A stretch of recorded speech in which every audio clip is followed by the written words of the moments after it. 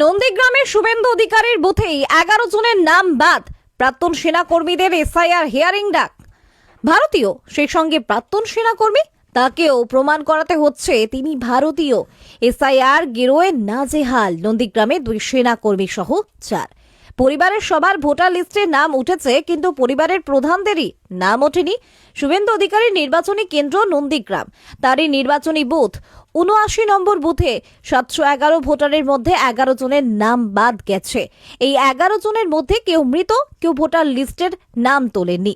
বাকি 700 জনের মধ্যে 4 জনকে আবার হিয়ারিং এর জন্য ডাকা হয়েছে।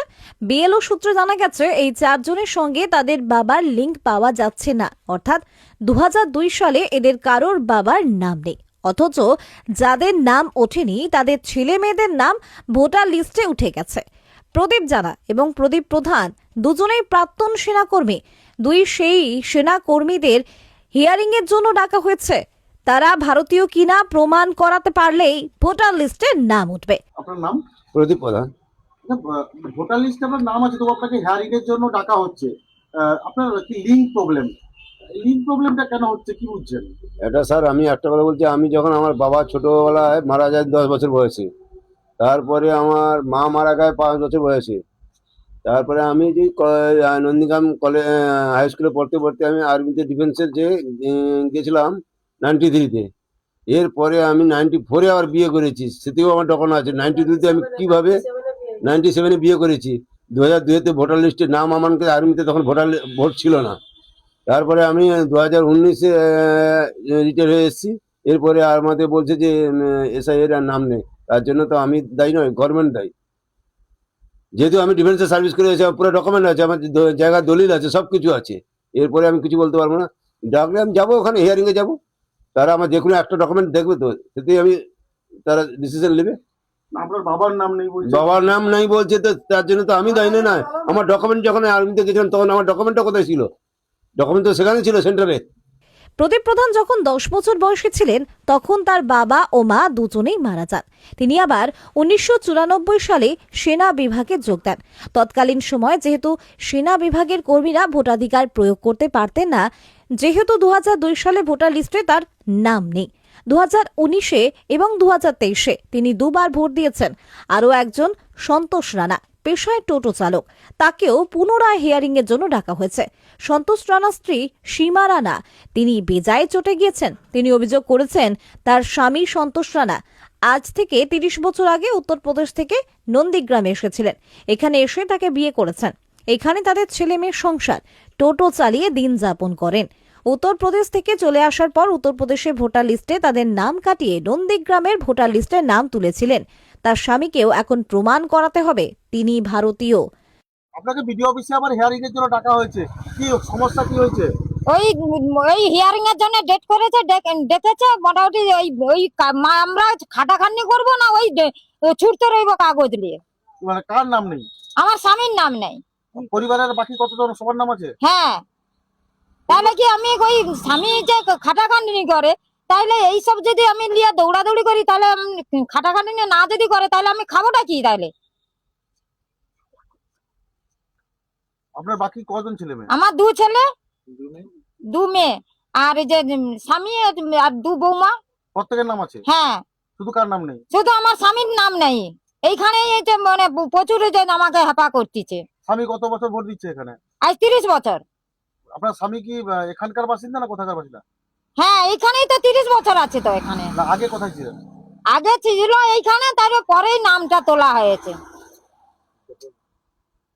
আগে ছিল উত্তরপ্রদেশে, এখন ওখান থেকে এখানেই আসছে আছে আপনাকে এখানে। বিয়ে করেছে? হ্যাঁ। এখন তাহলে কি কি চাইছি, কি ভাবছেন আপনারা, কি করবেন? কি করবো, আর আমাদেরকে পালিয়ে যেতে হবে, আর কিছু করার নেই। রাস্তায় পড়ে মরতে হবে, আর কি করব? বিডিও অফিসে কি ডাকছে, দেখেছে আপনাদের? দেখেছে তো হিয়ারিং এর জন্য, তারপরে ওনারা কি করে, না হয় রাস্তায় পড়ে মরে যাবে, আর কি করব? শুভেন্দু অধিকারীর নিজের বুথে ভারতীয় প্রমাণ করাতে গিয়ে নাজেহাল ভারতীয় ভোটারেরা।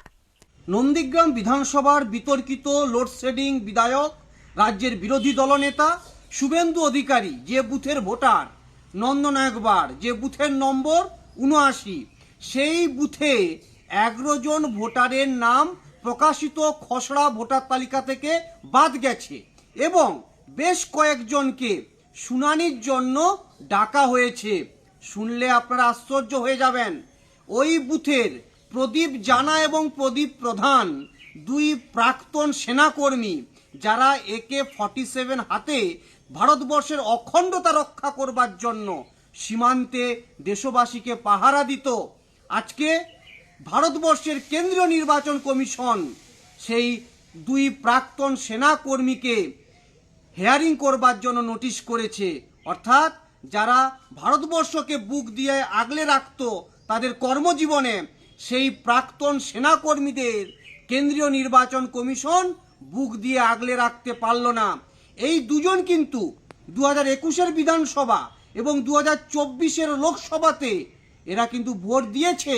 শুধু তাই নয়, শেফালি সাঁতরা, সন্তোষ রানা, হাবলু দাস, প্রদীপ দাস, রাজু ভূঁইয়া, এরা কেউ কিন্তু রোহিঙ্গা নয়, কেউ বাংলাদেশি নয়, কেউ কিন্তু জেহাদি নয়। এরা প্রত্যেকেই কিন্তু সনাতন হিন্দু ধর্মাবলম্বী মানুষ।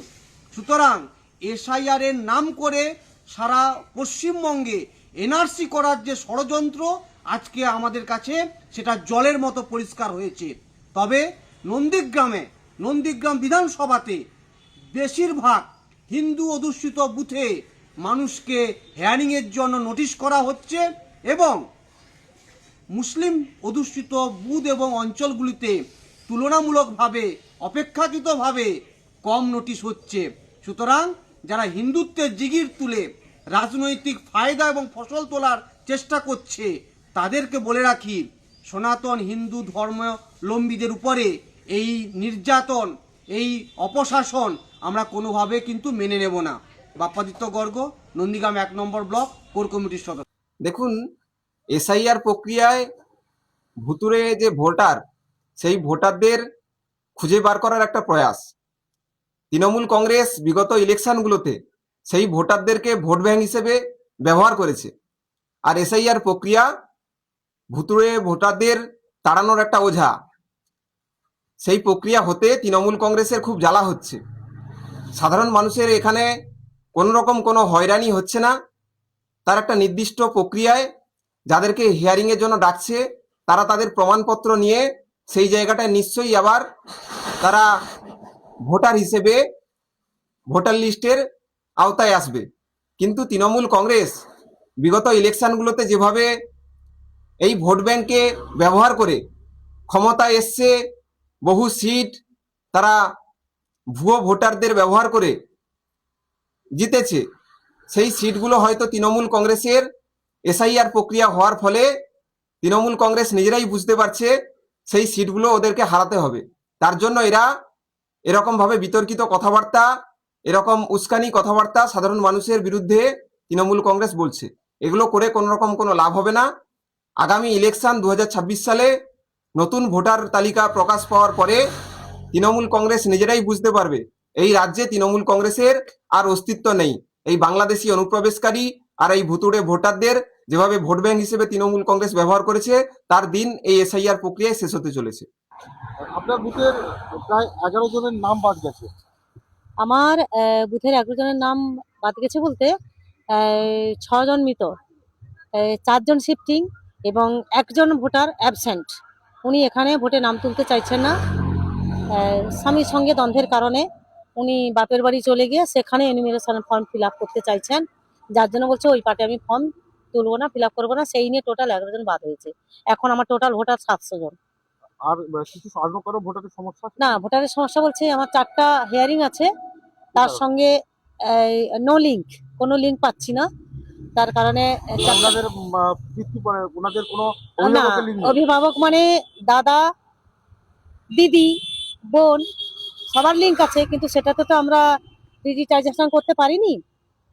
ওদের যেহেতু 2000 দিয়ে বাবা মায়ের কিংবা দাদু ঠাকুমা দিদা এদের লিঙ্কে নাম তুলতে বলেছে, ওদের কোনো লিঙ্কেজ পাইনি বলে 4টা হিয়ারিং দেখিয়েছি। সেই সঙ্গে 2002-এ 3টা নামের মিসম্যাচ আছে, 2002 থেকে 2025। 2002-এ যে নাম ছিল গৌরাঙ্গ ভূঁইয়া, আর একজন ছিল বাসুদেব দাস, আর একজন ছিল হাবু দাস। ওরা 3জনই 2025-এ নামের মিসম্যাচ। প্রদীপ দাস হাবলু দাস, রাজু ভূঁইয়া। ওটা হেয়ারিং হবে, হেয়ারিং হবে, 7টায় হেয়ারিং হবে। 7টা হেয়ারিং। জাহাঙ্গীর বাদশা রিপোর্ট, জেবি লাইভ নিউজ।